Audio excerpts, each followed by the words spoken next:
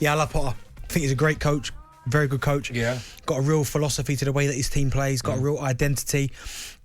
Whenever his sides go against the big edge, you always like to call it, they always give it a good go. They've had some really good results.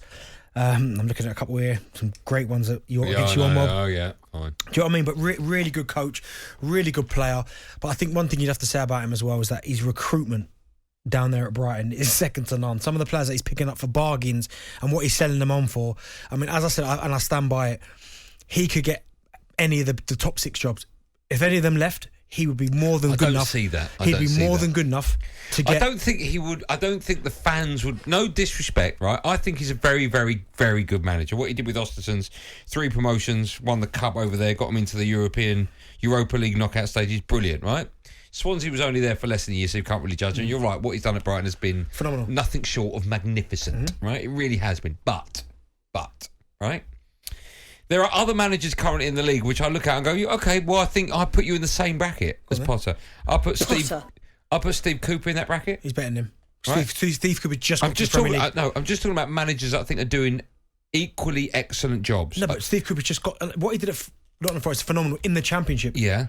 He's now with the big boys. I know, but I'm just when you look at Graham Potter's win ratio since he's been there at Brighton is 30%. Yeah, but I get that. He's at Brighton. Okay, but I'm just saying you're lauding him up to be like the next manager of Man City. Yeah, but look at their finishes. You're saying he could be the next manager of Man City, right? He got there in 2019, right? I'm not disputing he's a very 15th, good manager. 16th, 9th, and now they're 4th. Right. But so clearly he's an upward direction. Now they're 4th, you can't even talk about that. Well, they were 4th for last spells last season. I know, but you can't... It's the league table you can't look at until 10 games. No, but what I'm saying is you'd rather him be where they are now than sitting near the bottom. Yes, of course, but Liverpool are sort of, mid-table, but you're not going to go or look at Klopp now. Yeah, but you expect Liverpool to be there. You don't expect Brighton to be there. No, but it's only after 4 games. Doesn't really matter. I'm just saying, last season in the Premier League, right, they won 12 games. That was the least amount of wins in the top 10. They lost 15 games in the Premier League. Yeah, they should have won 15. Yeah, they had loads of draws. Yeah. No, I'm not saying he's a bad manager. Yeah, I think you're trying to poo-poo. No. But there are other managers like Eddie Howe, right? He's doing an amazing job at Newcastle. Okay. And there are question marks about Eddie Howe as well. I know he's doing a phenomenal job now. What are the question marks? What he did at Bournemouth was ridiculous. Okay, but his time at Burnley wasn't great. And the way it ended at Bournemouth the second time wasn't great. Okay. So Thomas Frank, unbelievable job. Just got to the Premier League. Good season last season. Not better than Graham Potter. I'm just saying these are managers. You're just clumping him. Okay, what's Graham Potter's biggest problem? Can't score goals. Right, he's just sold a striker. Yeah, but who doesn't score goals? Right, but he hasn't replaced him. He's got 3 left now. Danny Welbeck's one of them. He's hit a bit of form. But I'm looking at the way that they play Brighton, and I don't necessarily think he wants to play with a recognised centre forward that's going to bang in 15, 20 goals. Sorry, their biggest problem with scoring goals, it has been since he's been there. Yeah, but I think he hasn't bought a striker. Well, no, obviously look at Welbeck. He's playing this season like a man kind of rejuvenated. But he's playing really, really well. Trossard, Gross. There have been many players at many a club that have hit the ground running at the beginning of the season and not lasted. Right? Mm-hmm. It's all very well saying, look at them after 4 games. Yeah, after 4 games, I mark them 10 out of 10. Yeah. But the Brighton problems have been the problem since he's been there. Yeah, they don't score enough goals. Also, they don't win enough goals. They draw too many. Don't spend a lot of money either. Well, whose fault is that? Okay, I get that, but it's the backing. What have they spent? 33 million in this window? Yeah. On players, you look at the players and you'd go, oh, okay. I mean, Espinan, and I think that's how you say it. But, bless you. So a lot of these players, if the truth be known, you'd probably go, oh, I've not heard of him. But if you start looking through what Graham Potter's achieved when he's been at Brighton and some of the players he's brought in, I'm not disputing that. Enoch Mwepu, people didn't know about him. Unbelievable. He bought Mark Cucurella for 16 million. He just sold him for 60 mil. Yeah. Moses Caicedo, you saw what he did to you at Old Trafford at the start of the season. Listen, Adam Webster, 20 I'm not million. disputing the fact. Trossard, a Belgium international, he bought him for 14 million. Turned him into a world beater. I'm not disputing the fact he's an excellent manager. Terry Lamptey. He bought him out of Chelsea under 23s. Right. But you're saying he could be the next manager of Man City, and I'm saying no chance. He could. Look what he's doing with these type of players. You give him elite players. Well, we don't know that. I have got more than enough confidence to say he could do that. Okay. Listen, it sounds like I'm saying negative things about Potter. I'm not. Potter. I'm saying with the budget he's got, with the size of the club he's got, which is tiny, with the funds at his disposal, with the just everything about Brighton, they're not expected to be a big club, right?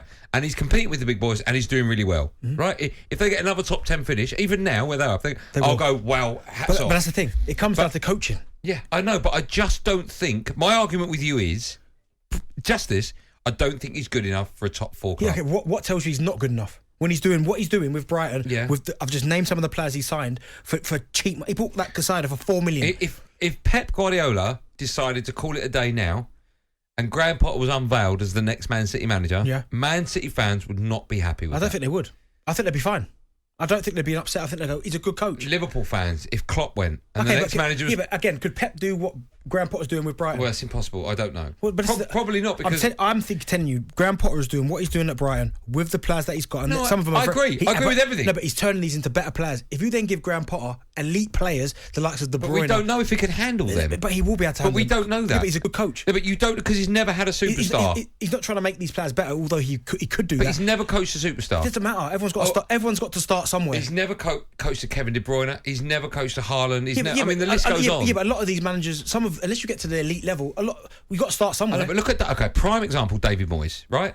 At Everton was unbelievable. Got him into the Champions League. Not a better coach than I'm not comparing the two at all, right? There's no comparison going on. I'm going to tell you now, right? David Moyes, wonderful manager at Everton, right? Got him into the Champions League, did wonders for them. From where they were when he left Preston and went to Everton, and what he did for that, ridiculous, right?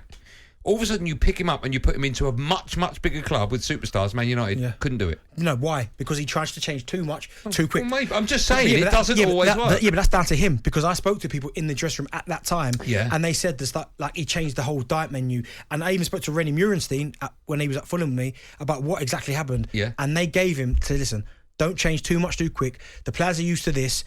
Keep this on the menu. Keep us around. You don't have to use us as much, but just to lean on to give you help. And David Moyes didn't want to hear any of that. So that's why it didn't work. It just didn't work. Look at Brendan Rodgers when he went to Liverpool. When he went to Liverpool. Yeah, but he nearly won the league. But he didn't. I get that. But because what I'm saying is, it was David too big Moyes a job for him. Tried to change too much too quick. If Graham Potter goes into Manchester City, he doesn't have to change too much too quick, because the plan's already in front of him. No, but it's about good coaching. Not for the next 5-10 years. It's not. Yeah, it is. I think he's more than good enough to coach at the top. If Arteta went, I'd be more than happy with Graham Potter coming to Arsenal. Okay, let's take calls in it, shall we? Would you take Graham Potter at Man United? No, I wouldn't. He's better than Ten Hag. How do you know that? How do you not? No, I didn't say he's not. I didn't say he's not. You said he's better. Because I saw what happened at the start of the season. One team looked like they were coached, and one looked like they didn't know what they were doing. He's been there 5 minutes. Potter's been there a couple of years. Don't matter. Oh, it does. It's about coaching. Elite managers can do that. Hold on. There's no way you can pass judgment on Eric Ten Hag over Ten Hag. You know what? We're going to smash you on Sunday, all right? Then we'll see. Potter's not in charge, ain't nothing to do with me.